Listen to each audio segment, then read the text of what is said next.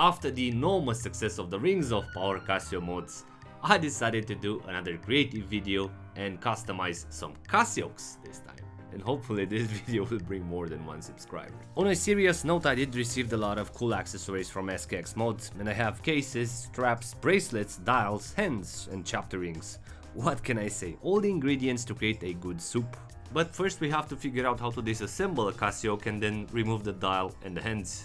And unlike the AE1200, here we have to be a mini MacGyver due to the fact that the Casioks have analog hands, so they have to be removed with care and special tools are required. I mean, how hard can it be? I already restored the Corvette C3 piece by piece. Hello? Can I borrow your Casio, please? I kind of destroyed mine and I need to finish the video. And as we discussed in the previous episodes, the GA2100 aka the Casioak concept was very well welcomed by the enthusiasts due to the compact octagonal design which offers similarities by the case shape with the Audemars Piguet Royal Oak. However, as roots, this is actually an evolution of the G-Shock square. We can preview in these sketches how the square developed into the octagonal design, and it kind of makes sense. The case seems similar, but the bezel was expanded, making room for a bigger dial with analog and digital features. And budget-wise, this one being slightly cheaper than the iconic square model. And as a result, this case inspired a lot of manufacturers to create the Royal Oak conversion kits. It is funny, as I explained in the previous episode, if you look at an AP Royal Oak, it looks very similar with the construction of these kits. Recently, an enthusiast said that it is kind of pathetic that people like to convert a watch into another one. However, the way I see it, I think this is a good platform that can be easily customized and transformed for the joy of modding, exploring and improving at the end of the day a GA2100. Because it is a great watch, but pretty basic. So if there are any possibilities to improve and to make a better design, why not? So I still see it as a G-Shock when I convert these watches. I never thought that I'm building or wearing a homage of a Royal Oak, because the genuine AP offers a totally different experience in my view. Now, besides the cool accessories received, I am planning to play around with these parts and build a few iterations. And as extras, I do love to create original content, and I will paint some of these waffle dials. And since we have this specific dial with squares, I was thinking to create some Tetris versions. This is an old idea of mine which I will translate it in other watches as well, but since I received these waffle dials, we will make good use of the pattern and create something cool.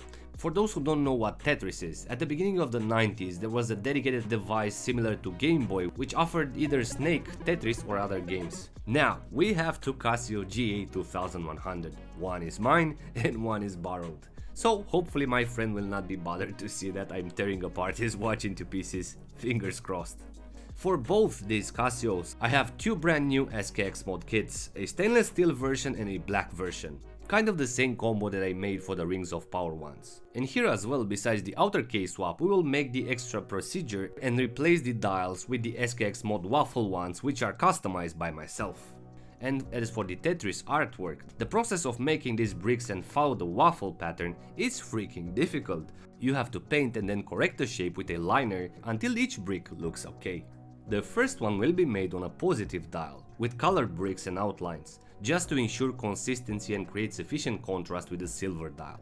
The second one will be made on a negative tone, on a gradient from red to dark blue, which is similar to the Audemars Piguet Winamp, but translated to our brick game theme. And as part of the process, we will strip the watches by removing the outer case and the strap, and once we obtain the carbon core, we have to unscrew the case back, and then all we have to do is press and pull the inner pushers until the digital module gets out. As we notice, the minute marker ring is still on the dial, because it is gently glued, and as well for the dial which is glued to the module. The next step is to remove the hands, and here, in order to protect the dial, we have to trim a piece of plastic and insert it underneath the hands. And use this press with claws which I placed underneath the hands, and then press on the main tube which will execute force against the hands tube, and then poop, they are removed. And now we are ready to add the customized Tetris dial, and then add some hands which will help the color brick pattern to stand out better. And since the outer case will be black, some black hands and minute markers will make this dial pretty cool. On the silver version, it was quite a struggle to match the metallic accents with the case stone, because the inner chapter ring is black, which cannot be removed. so I had to put strong silver accents between the dial and the case so the metal can't communicate properly with the addition of the chromed minute ring and the highly polished hands. The dial now has enough accents to compete with the outer case but still to highlight the colored pattern. On the black dial version, the theme was simpler to create a matted dial appearance but to stand out through the colored accents of the bricks. And the mission was successful as the acrylic paint has a strong pigment keeping the color tone present, rich and embossed.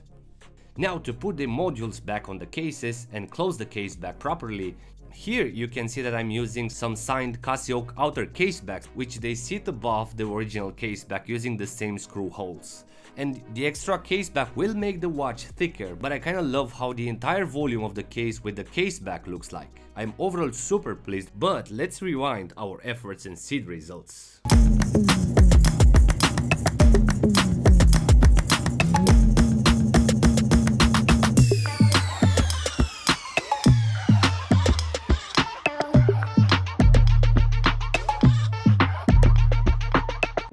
I do love the appearance of the case and the unitary volume that the kit provides. And I do love how the bracelet continues the octagonal faceted case initially developed by Gerald Genta.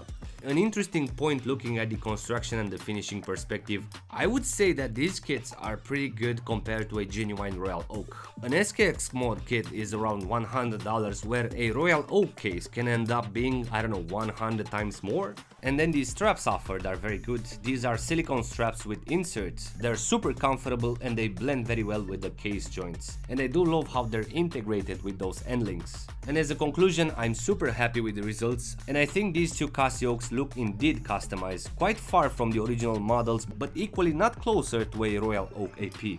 So thank you Kenneth and SKX Mod for sending these parts. I guess more episodes will come due to the fact that I still have some accessories, hands and so on and so forth. So hope you enjoyed this TETRIS CASIOK Transformation, and as usual, if you are new here, please consider subscribing for future episodes. Thank you very much, thanks for watching, and until next time, be brave, Bob!